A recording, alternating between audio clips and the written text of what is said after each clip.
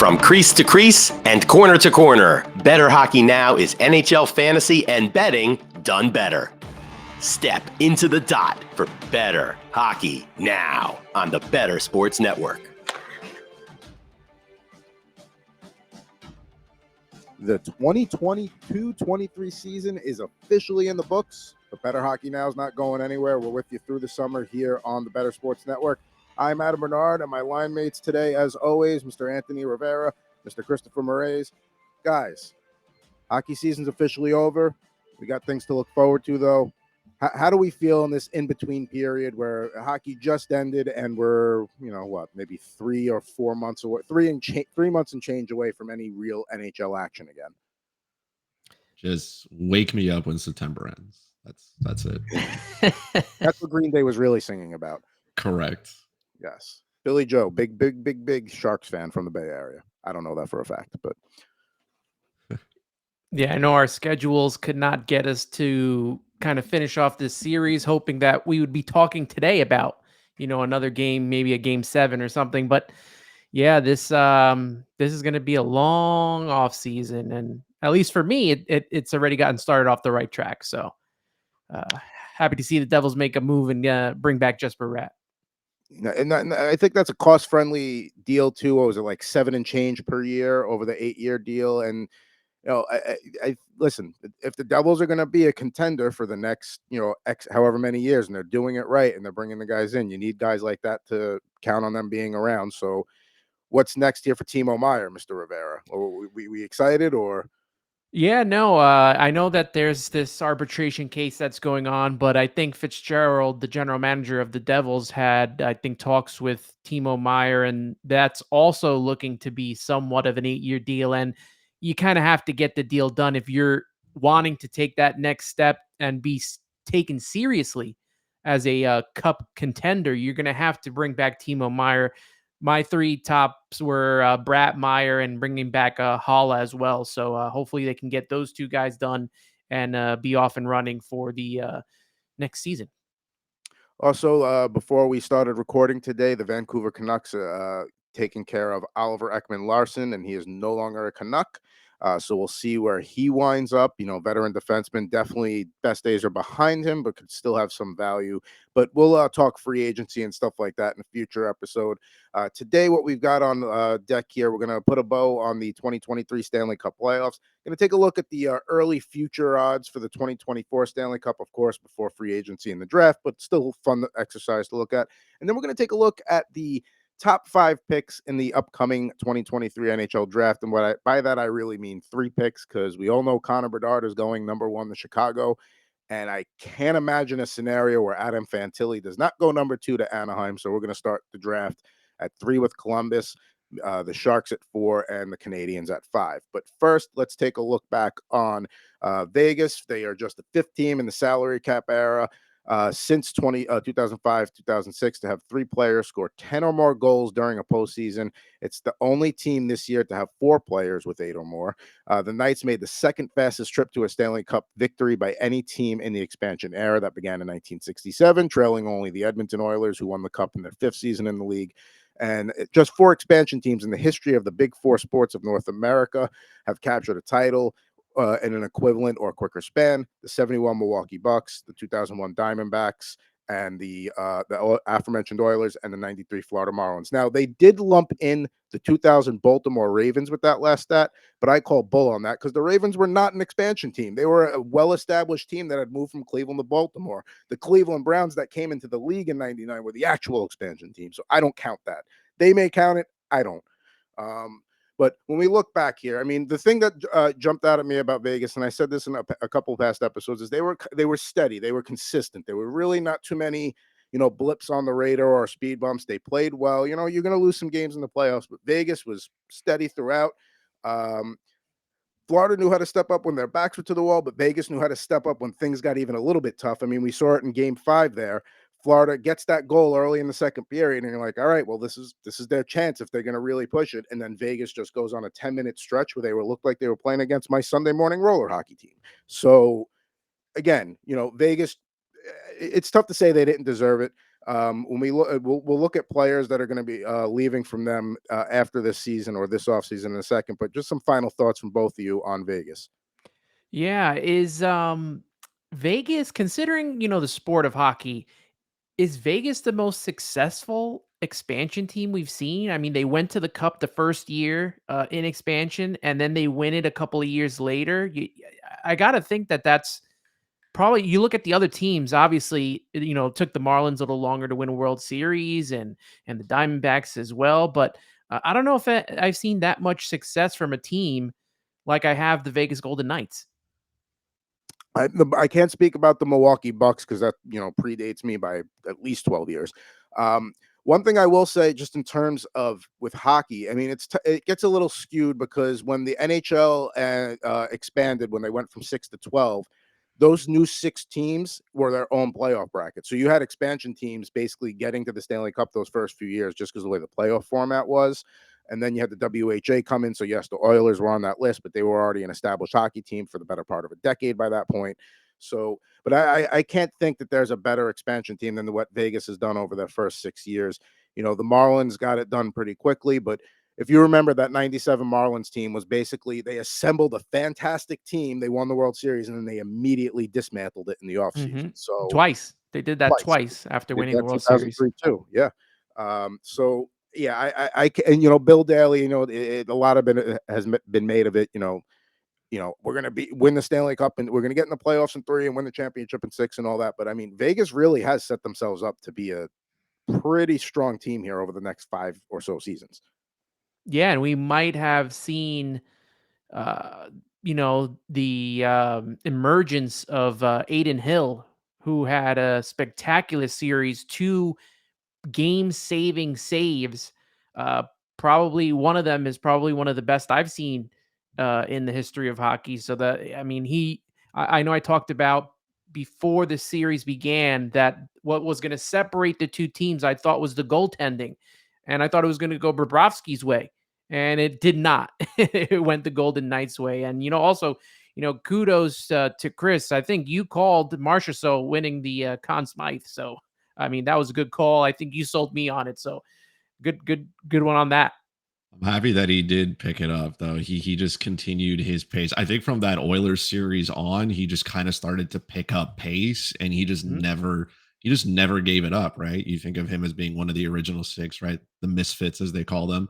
And here he is, just showing up and doing what he needs to do. Jack Eichel as well had a great debut, first year making the playoffs. He secured his Stanley Cup under his belt. I think also, I was reading a stat, he's the first player making 10 million plus a year to win the Stanley Cup. So he has entered now the conversation of teams saying, well, is it worth paying all this money for one player if they're not going to be able to win? I guess we can look at it and say, well, if Jack Eichel can do it, then anybody else can. But they, like you said, right, Vegas looked just amazing from start to finish. They looked like the better team at every moment. And the Panthers, I guess, just ran out of gas, or they ran out of body parts. When you go through after that series, listening to all these guys and the things that they're dealing with, Kachuk with his sternum and having his brother basically have to get him out of bed and his teammates tying his skates. And you're like, okay, well, that was game 4, which he still played pretty well in. And then Aaron Ekblad with the dislocated shoulders, the torn obliques, he's going to need surgery. He's missing, training camp. Gudis with his high ankle sprain. They got beat up, and they didn't have the depth needed to compete. So at one point, it was right that run just comes to an end because you're just missing bodies and capable players. I don't think the rest of that lineup was good enough to step up. Right, we didn't see much from Anthony Duclair. Right, Sasha Barkov was kind of invisible for most of the series, with the exception of maybe a period and a half. He was better, but a lot of other guys just didn't step up, and that can't be said for Vegas. They had everybody going at every given moment, from their goalie to Alec Martinez again scoring a big goal when needed, to everybody up front doing whatever was needed as well. No bad memories of Alec Martinez scoring a cup clinching goal against my hockey team or anything like that. No. But you do bring up an excellent point, is their offensive depth is just not there for Florida, and they relied way too much on their back end to generate offense. And it's not like you have a Cale Makar or a prime Erik Karlsson back there. That's not a knock against Montour or Ekblad or Gustav Forsling, but none of those guys strike fear into another team of, okay, he's going to start moving the puck from the back end. We got to be ready for that. They just, at the end of the day, and we talked about momentum too. And I think when you were talking about like, hey, it's great for rest, I think there's a sweet spot between what Florida had and what Vegas had. Vegas had 4 days between games 1 and 5, between the end of the Western Conference Finals and the start of the Stanley Cup. I think it was 4 or 5. To me, that's a perfect amount of not getting out of your routine and still having those extra days for those bumps and bruises and nagging injuries to maybe just feel a little bit better. Where as Florida had a week and a half off, especially with the team. Had Vegas had a week and a half off, they probably would have weathered that storm a little bit better. But when they were riding the momentum wave I just think that was just probably too much time in the end, especially for a hot goalie, because it's one thing if a team's playing well and that cools off a little bit, but a goalie, I think, needs to be, when they're hot, they need to be out there every 2 or 3 nights playing. A week and a half ended up, being too much. And let's face it, Bobrovsky also had no help for half of that series. But I still don't think the rest was the issue there, right? When guys are breaking their stern, I mean, you could have given Aaron Ekblad 6 months and it's still not enough rest going through his injury list, right? So I don't think it hurt them as much as it wanted to. I think they just ran out of healthy bodies and they knew it. They just didn't have the depth to keep up. And I don't think any team would at that point. They just kind of, it's unfortunate to suffer injuries, right? Gudis with his high ankle sprain, it's, comes in the series. All right, it happens. And then Kachuk getting crushed and, his sternum breaking. And it's unfortunate. I do think maybe the shorter time for Vegas may have allowed them to continue that momentum, but I don't think it was the Florida Panthers getting time off that really set them back. Like you said, Bobrovsky got no help.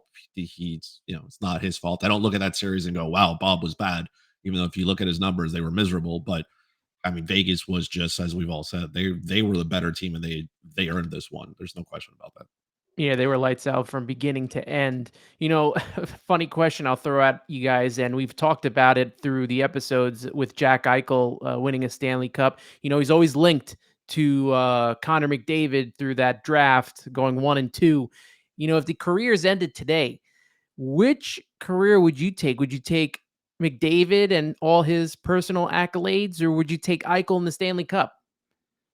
I got to take Eichel. I mean, at the end of the day, it's about winning a ring. It's about getting your name on that cup. It's about, one day taking your grandkid to the Hockey Hall of Fame and seeing, you look at that line, look at that ring, look at that name. That's my name. And don't get me wrong, to be the best hockey player in the world and to have his abilities and to be able to play hockey, it's not a clear cut Eichel over McDavid, but I want my name on that cup. I don't care how many 100+ point seasons I have, how many Hart trophies I have. I just want to win a championship, whatever that, at whatever cost. So I'm going with Eichel.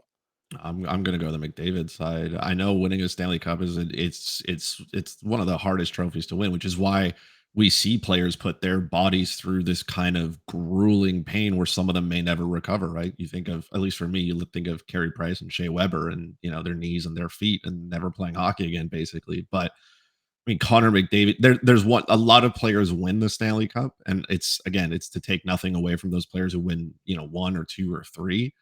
But Connor McDavid is right now is the greatest hockey player in the world. And there is only one of those. You cannot replicate a second of it and the impact that he has on everybody around him. I think Eichel makes the players around him a little bit better, but McDavid makes everybody superiorly better. He is dominant. He is a force to be reckoned with. Yes, he wins all those awards, but when you think of the greatest, right? If you ask somebody who's the greatest player in hockey, they always talk about Wayne Gretzky, Mario Lemieux. You'll get some Mike Bossy in there as well if you're, favored to defenseman. But McDavid could one day enter the conversation of when you talk about the best player in hockey, and you'll talk about him, just as it would for Alexander Ovechkin when one day we say, hey, who's the greatest goal scorer in NHL history? And you think of him. So I'm going to lean on the McDavid side. Winning a championship is obviously the important.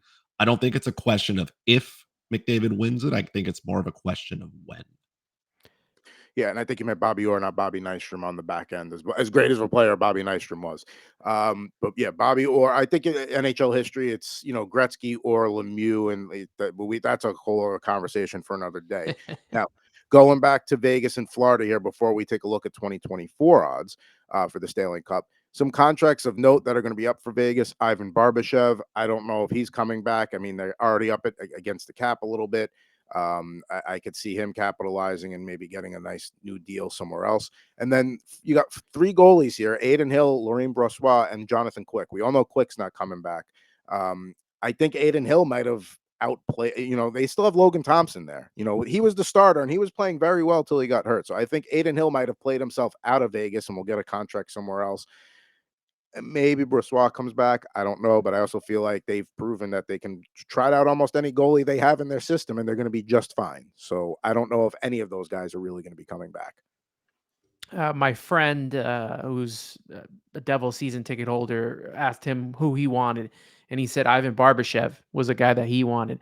I don't know if that's likely because he's also now looking for somewhat of an 8-year deal that came out earlier today, and he might play himself out of that coming here. But I mean, that's someone that is definitely going to help out a team. He played very well in the playoffs, and look to him to get a substantial contract, a big money contract as well. I think for Aiden Hill, it's right nail on the head there. He kind of played himself out of signing back with the Golden Knights. He was very, very good. And I know it's a small sample size, right? He ran a little bit with the ball, but he did it at the exact time when he needed to. It is no surprise that players in a contract year just seem to, I don't know what's in the sauce that they take, or, there's Cheerios in the morning, but they are ready to go. I expect Aiden Hill to command probably close to $5 million from somebody. There are no shortage of teams that need goalies as well, right? So I would expect some teams such as the Toronto Maple Leafs, once they buy out Matt Murray, to maybe try to see how they swing that, if they can figure it out. We don't know in Winnipeg what's going to happen with Connor Hellebuck, if they decide that they're going to move him, if he doesn't want to sign an extension and be there. Maybe Aiden Hill says, all right, take my talents to Winnipeg. There are no shortage of teams that need goalies. So I can see him getting paid by somebody. Whether that contract works out, who knows? But he has earned the right to collect his bag after the half a playoff run that he had. Do you guys think he will start? He will get a starting goalie job? I think he will, but I don't know if you should be going in with him as your number 1A bona fide. This is our guy. I think having a quality backup to pair him with, maybe do like a 60-40 split in terms of games. That's probably the way to go with Aiden Hill having the lead. I will say though, and one thing I've seen Sharks fans saying like, "Oh, we had Aiden Hill and look at what he did." It's Aiden Hill was never going to play like that in the Sharks system right now. That just wasn't going to happen. Just stop.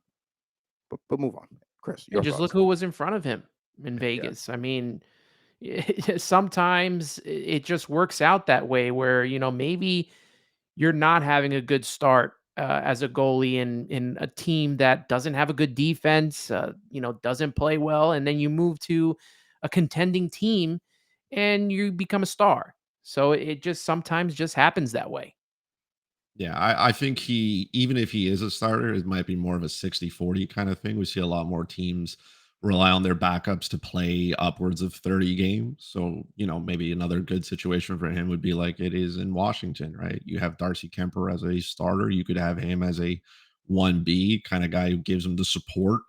And who knows? It probably works out well. I don't see him starting, let's say, like 70-30 or 80-20. It's just, it would be too much for him. And I think maybe that wears down on his body, right? He did have his injuries this year, so you don't want to kind of run him down. It would be foolish for a team to go all in thinking he is the guy who can lead them to where it is, especially if, you're coming from the Vegas Golden Knights, who are a great defensive team. If you put him on a team that is not great defensively, goalies are going to struggle. So he's going to command his money. I don't know if teams are willing to spend upwards of $4.5 million on a maybe 4 or 5 year deal for a guy who's going to play 40% of games, but we'll see. We'll see how they go. Now let's take a quick look at Florida before we move on to 2024 odds. Contracts of note that are up: Patrick Hornquist, who was hurt and didn't play a lot for Florida at the back half of the season; Radko Gudas, Alex Lyon, Eric Stahl, Mark Stahl. So, guys that played every day for them, but nobody there that you're like, oh my God, we can't lose them. Um, for Florida in this offseason, you got to have more offense. That is going to be the number one thing is, having more quality in that top six that you can rely on scoring wise. They clearly have guys that can fill out the back end of the roster and play well, but they need a little bit more up top. Yeah, No, no, that's fair. you're right, man. The Florida is maybe time to a little bit of doing a little retooling. Definitely need these guys to get healthy. And I'm pretty sure that Kachuk will be fine at the start of the season.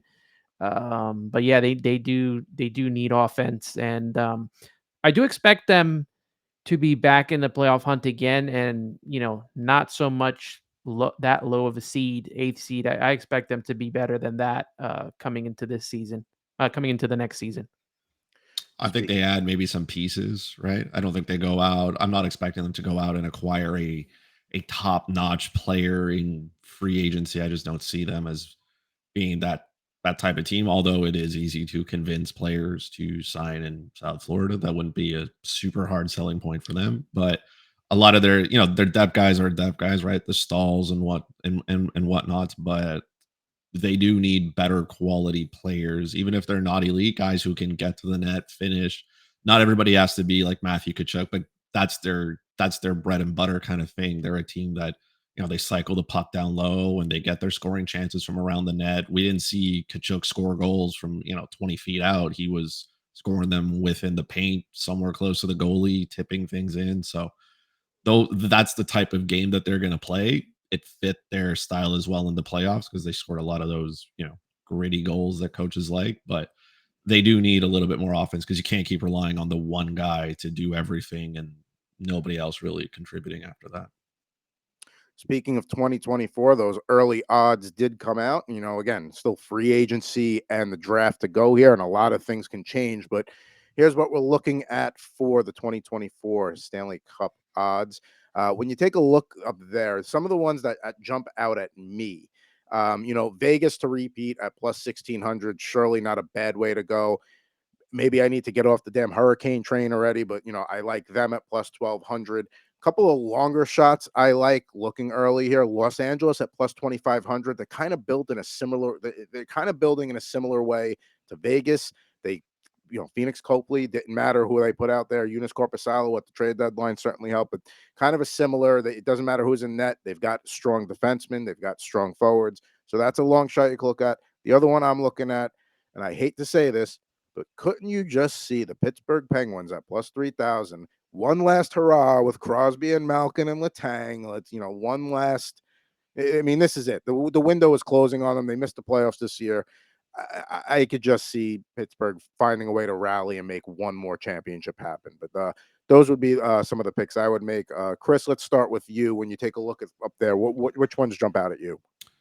Yeah, I think there's a lot of disrespect here to the Vegas Golden Knights. I mean, they are the Stanley Cup champions. They've been very, very consistent since expansion, and yet somehow they're 200 shorter than the Florida Panthers. And you're like, okay, that's fine. I do like the New York Rangers. I think they are a very good hockey team. They still have some young players, right? Lafreniere, Kakko, Adam Fox, Igor Shesterkin. I think is still a very good goalie. They don't have, again, and I hate the term, but that grit. Patrick Kane came in. He's not the guy who's, he's not who he was anymore. Vladimir Tarasenko, the same thing. I think if they add a couple of those pieces that you need, those guys who can play up and down your lineup at any given moment, right? The Ivan Barbashevs of the world, I think they can definitely do better. I think maybe, I know this is a dark horse, maybe, but the Minnesota Wild, I mean, they are good in goal. That we know. Their defense is okay. What they lack is that scoring up front. They lack a couple of pieces to kind of just figure it out. But at plus 3,000, sure. I mean, that's where they need to be. They can be a really good team, and they can push. I don't think it's impossible for them. Definitely a dark horse though, because we saw what happened to the Panthers running out of scoring, and Minnesota doesn't have as much. So if I wanted a long shot, for me, it would be Minnesota. All right, Ed, what do you got there? There's a couple of good ones here, and you guys have pretty much nailed all of them. Adam, I wouldn't give up on the Carolina Hurricanes just yet. That plus 1,200 sounds pretty good. And, the Rangers now getting Peter Laviolette, who, has won a Stanley Cups, been to some, and, always seems to get the best out of his teams, at least in the beginning of his tenures. The plus 1,400, that's a good choice for me. I like Dallas at plus 1,600. Yeah, Vegas, is getting screwed there. You mentioned the Kings, and I like the Kings this year.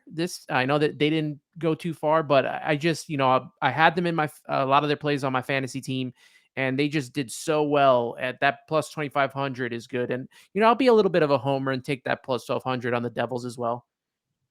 If the Devils have Meyer for a full season and they do the move and they make the upgrades in goaltending, it's not a bad play. I mean, like we said, these are early odds. We still have major hurdles to go with roster construction of free agency and draft and all that. But right now, those are some decent plays if you want to throw a little early money right now and hopefully cash in. Yeah, there's a lot of good numbers here. It's a lot of good numbers there. Now, it is the end of hockey season, but that doesn't mean that fantasy has to stop. Right now, going on over at Fantasy Alarm, we've got the 2023 Fantasy Guide Draft Preview. Right now, you can get that for $26.99 or get it for free with a monthly or annual all-pro subscription to Fantasy Alarm. It's available right now, and you could start with a free 7-day trial. Check it out, see if it's for you. Just got to go to fantasyalarm.com.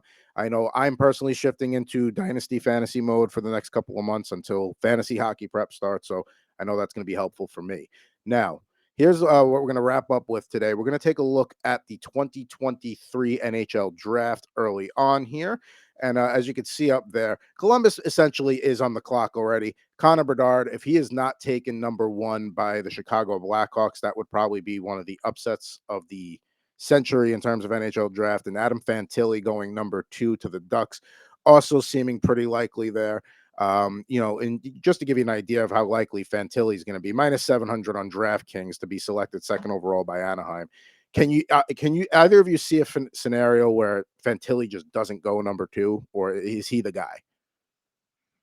No, I think he's the guy at number 2. That's I don't want to say it's a significant drop off, but obviously Connor Bedard number 1. They did the comparisons to Austin Matthews, and with Fantilli going 2, I think after that it's a lot different. And I know that this might be for Chris, but I keep hearing something about Montreal trying to move up that draft order. Can you see that happening? And how far up do you think that they go?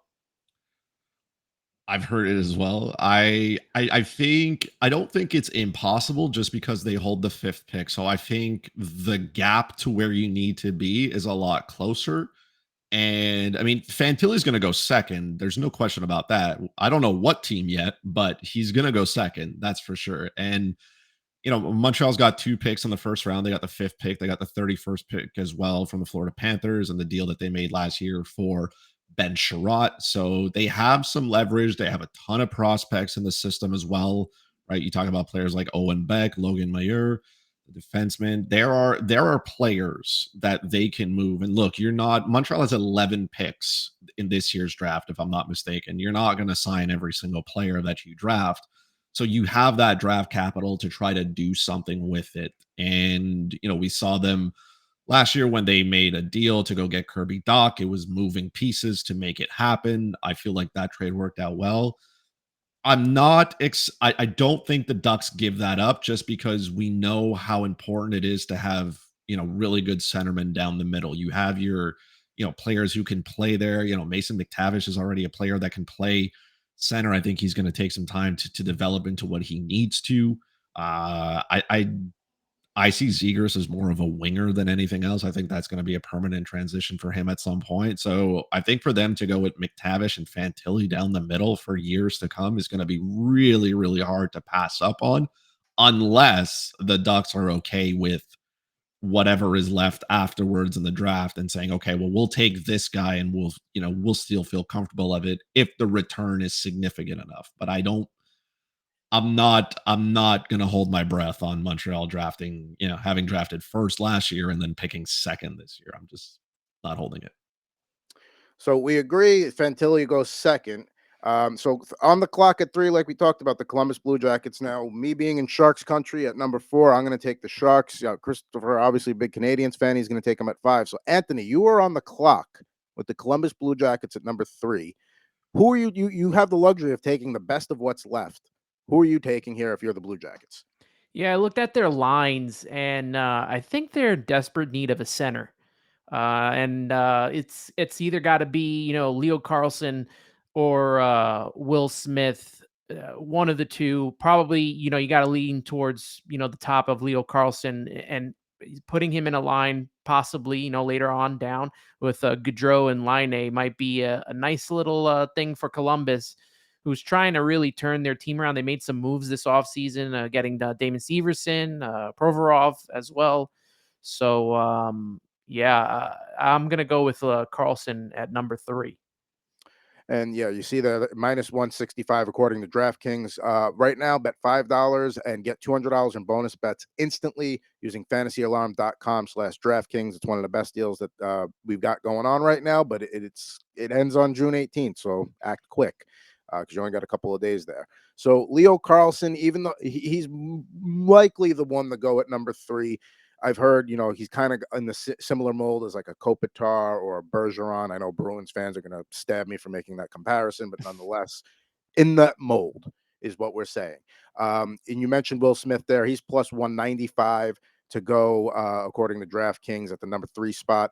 I would agree with Leo Carlson there. They need help at center. He's there. It makes a lot of sense. So you're taking Leo Carlson at 3. Now, with me and the Sharks at 4, I have a couple of directions I could go here. Now, if Carlson somehow is still there, that's the pick for sure. There are 2 guys that they should really be considering here. You got Matvei Mishkov from Russia.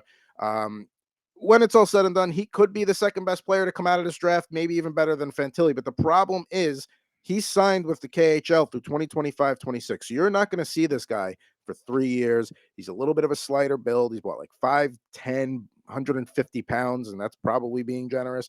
But I mean, you can't deny the skill. You can't deny everything he does. He's going to be a strong presence on the wing.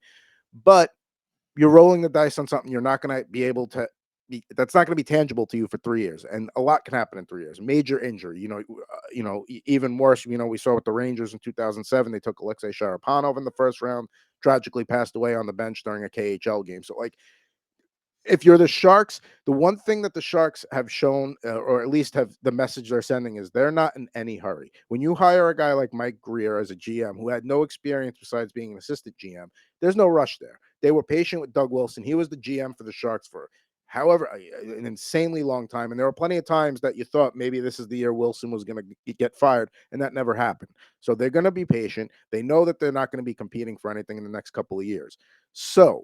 But with that in mind, I think you could get a nice balance by taking Will Smith, 6'8", 180 pounds, 51 goals and 127 total points, ranking second behind Gabe Perreault for the most in a single season in the U.S. national team development program history. The only player to register more points in a 2-year span was your boy Jack Hughes in Jersey, Anthony. He was the tournament MVP and won gold at the Under-18 World Championships. Good shot, excellent passer, and puck skills. He's a straw that stirs the drink kind of player. I take him here because I only have to wait a minimum of 1 year for him because he is committed to BC in the fall. That doesn't mean he's going to play beyond that for Boston College, but he's a year away. So he gets that seasoning of being in college hockey, gets to grow up a little bit. College helps you grow up in that regard. And this is not really this is just more like I don't know what to call it, but if you think about it, it's a 4th overall top American player. They're Sharks fans are immediate, and they're totally different type, but they're going to get that Pavelski vibe, that Captain America vibe. He's got kind of like a smaller Joe Thornton in a way. So like there's just, and plus let's face it, if you're going to market something, you want to be able to market a player that's going to be coming soon. You don't want to say, hey, with our 4th overall pick, we got a guy that you might see in 3 years. That's not what you want your fan base to see. They have the 26th overall pick in the first round as well. This is an important draft. You have to get it right if you want. They said they want to rebuild quickly without skipping any steps. Don't we all? Then you have to hit on this pick at 4th overall. And Mishkov may be the better player, or he may be the better pedigree, but I'm going Smith here at number 4. Yeah, like how, when you're at the top of the draft like that, and with a team like the Sharks, How much can you really wait though for, I mean, he's got the skills, to be one of the top players, but it's like you said, it's like a risk. Like, how much are you willing to risk at that top part of the draft for a player like that? Like, if he doesn't go to the Sharks, how much does that guy fall?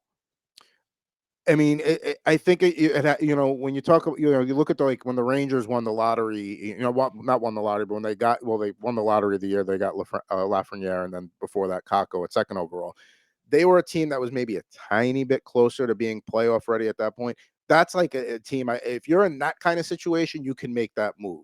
But if you're one of these teams like a Columbus or a Montreal or a San Jose, where like, hey, things are not going to be getting any better for the next couple of years.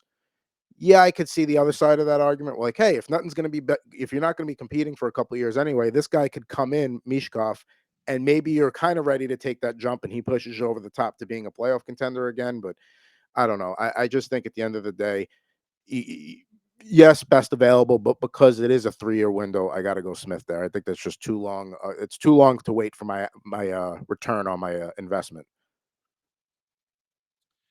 Yeah, I'm glad you gentlemen just let Mitchkov fall to 5, because that's just exactly where, just we're hearing all these reasons why we can't do things. But to me, if Montreal is 5th and all those players have been taken before, I'm gonna take Mitchkov. And I know that he signed in the KHL until 2026. If he is any other player and he says, hey, I'm going to commit to play, I don't know, 2 years at university and maybe a year in the AHL or whatnot, then it's a whole different conversation to start with. He is the only player who, even if he doesn't play in the NHL next season, is going to be playing with men, right? The KHL is a man's league in the same way that, players play in the Swedish elite league and stuff like that. He is not a boy. He is a boy playing with men, and he is having success.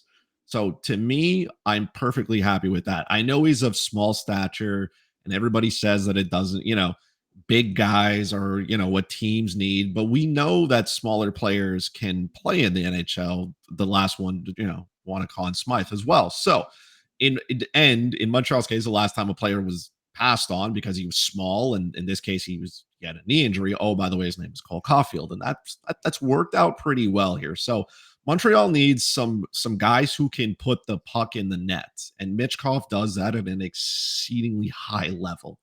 And I know we talk about his contract and the KHL and all that, but I don't know, man. We just talked about Oliver Ekman-Larsson having his contract bought out, and we know that contracts are no more binding than getting married is. Those things get nullified as well. So I don't think he's going to stay in the KHL for 3 years. Montreal has pockets. They have money. Jeff Molson is more than enough. If there's something that needs to be worked out with it, the KHL might, they don't necessarily may need the player.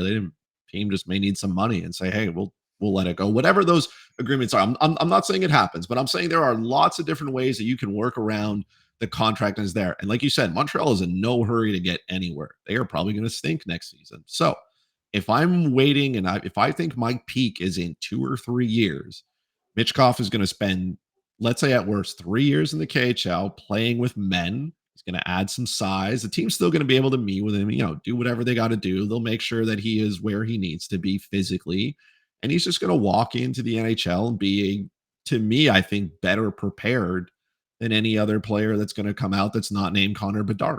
So I would have no problem taking Mitchkov at the 5th. I think that's where he should fall. I think a lot of other teams are going to get scared. We've seen Montreal in the past have no issue taking, different players outside of what the rest of the public believes, right? We've seen them make some questionable calls as well. But you need to risk something to get something. And if you're going to go all out for a player who can be as dominant as he is, we've seen a lot of guys in the KHL who have been there a while. They come to the NHL and they have some pretty good success, right? I'm not saying he's going to turn into Artemi Panarin. I'm not saying he's going to turn into Kirill Kaprizov, but if I have to wait a little bit to get a player that can contribute at a really high level, so one line of Suzuki, Caulfield, and Mitchkov, I mean, I would be perfectly happy with that. So I'm hoping he falls on the draft board. I'm hoping he shares the same opinion that both you fine gentlemen as well, because I can just sit back, let everybody else try to convince themselves why they not. And then, maybe Ken Hughes can even hold on to his picks and he doesn't have to give up the world to move up 3 spots to get the player he probably already wants. So if I take Mishkov there, who do you take instead? Oh, then it's Will Smith. Okay. That's the other flip side. Let's be honest. What is he, 6'8"? He's a giant on skates, right? Montreal doesn't have many giants down the middle. So, and a lot of teams talk about size and they talk about how important it is. And again, I'm not taking anything away from size, but I don't give that player an extra value because he is big. I think if you learn to use that strength in the NHL, it'll definitely be a plus. But I also understand that skilled players, there are not that many of them. And we're talking pure skill, where guys who can, like, to me, Cole Caulfield has an NHL release. That guy can, you can bury the puck from anywhere. It doesn't matter. And we know a lot of players who have that, right? I mean, think of Alex Ovechkin. We know where he's shooting from and he still scores from there. So when it comes to pure skill, there are not that many players who can do that. So I want to prioritize that guy. If Will Smith is the guy who's there and you play Suzuki and Smith down the middle for many, many years to come and you get that big body, if he can turn into a really good two-way center, then sure, you can play those tougher matchups. You can give Suzuki a break so he doesn't have to play 23 minutes a night and get clobbered by the opposing team's best player. So to me, it's either Will Smith or Mitchkov for the Canadians. It's one or the other. I don't think Leo Carlsson falls there. That would be a gift, but I think Carlson goes third, and then we see at 4 and 5. But I think a lot of the nation and a lot of people share the same view. So I think Will Smith goes fourth, and then Mitchkov ends up donning a red, white, and blue jersey. All right. So it looks like we've got pretty much your top 3. Your top 2 are locked in for sure. Looks like Leo Carlsson's pretty set number 3 there, Columbus. And then, like we said, the draft begins at 4 and 5, depending upon what the Sharks want to do. And who moves up and who moves down, there's a lot of things could happen. Going back to the Sharks for a minute, they did say, Erik Karlsson and the Sharks did agree that he would like to be traded and they would like to trade him. Do I see that happening at the draft? Not particularly, but hey, that could be a major chip that moves around too. So certainly going to see what goes on here with the upcoming NHL draft. We're going to be back with you next week here on Bettor Hockey Now. And don't forget, we're going to be back with you every week. There's the NHL draft, there's free agency, NHL futures, NHL fantasy, plenty to talk about here in the next coming months. But before we wrap up, what did we learn from the Stanley Cup Playoffs in 2023 to wrap this up, either from a gambling perspective or from an on-ice perspective? What did we learn? Anthony, let's start with you.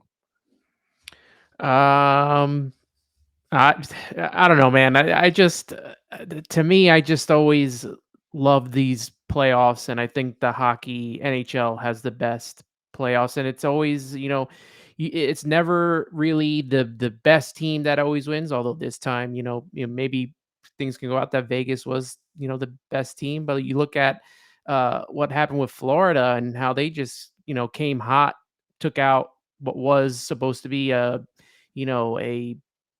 generational team in Boston, and anything can happen. That's what I learned in hockey. Anything can happen. Chris? Yeah, I learned, or I continue to be reminded, that goalies are voodoo. It doesn't really matter, right? If you're in the NHL Fantasy Alarm Discord, you know that's the one I use the most, because we never know what's going to happen, right? It's one of those things that a lot of teams say, your first goal is to get to the playoffs, and then whatever happens when you get there is all up for grabs, right? You can be chanting, "We want Florida," and that could be the worst decision you ever make. So it means absolutely nothing, right? I do agree that the NHL playoffs are one of the most, you never know what's going to happen kind of thing. I know in the NBA, I mean, things happen like that, right, with the Miami Heat, but a lot of times it's a 4-0 sweep in the first round. It's not even close. The team that should win does. You even have the opportunity to rest certain players, because why not? I'm also reminded that the NHL has the toughest athletes on the planet. I always look forward to finding out what injuries they were playing through. I get a paper cut and I'm like out of commission for 2-3 days and I'm complaining. And then you hear about players breaking their sternum and having, somebody drag them onto the ice and do whatever they need to do. So to me, it's always goalies or voodoo, right? Nothing is really determined when you get there. Just get there and see what happens. And just that, I mean, NHL players are the greatest athletes, and you can't convince me otherwise. for me, from a gambling perspective, it's don't get caught up in the narrative of the series because things change. Like with Florida, Carolina, I just couldn't fathom that Florida could potentially sweep them. So it's like, well, Carolina's got to get a game, and I get stuck in that trap, and then I end up having a very terrible series in the Eastern Conference Finals. And also just, again, go with your gut. When I looked at Vegas, Florida initially, I was like, I think, Vegas could really take that in 5. But then I'm like, man, you hear everything that everybody's talking about Florida and all that. And it ended up being in 5 anyway. Just, again, it's like they tell you when you're taking a test. If you're not going to just pick C all the way down on the Scantron, then for those of you that don't know what a Scantron is, that was a piece of paper with a pencil that you had to fill in the answers with. And it was an A, B, C, or D. And anyway. But just trust your gut. Your gut's going to be wrong sometimes, but at that initial instinct and then you feel good about it, do it. You don't have to put a ton of money on it, but again, go with your gut and you're going to be right more often than not when you need to make a decision. But we're going to have plenty of time to talk NHL gambling and all that throughout the offseason here on Bettor Hockey Now. So, for today's edition of Bettor Hockey Now, for Anthony Rivera, Christopher Morais, I'm Adam Bernard. We'll be back with you next week on the Bettor Sports Network. Bettor Hockey Now is on the Bettor Sports Network.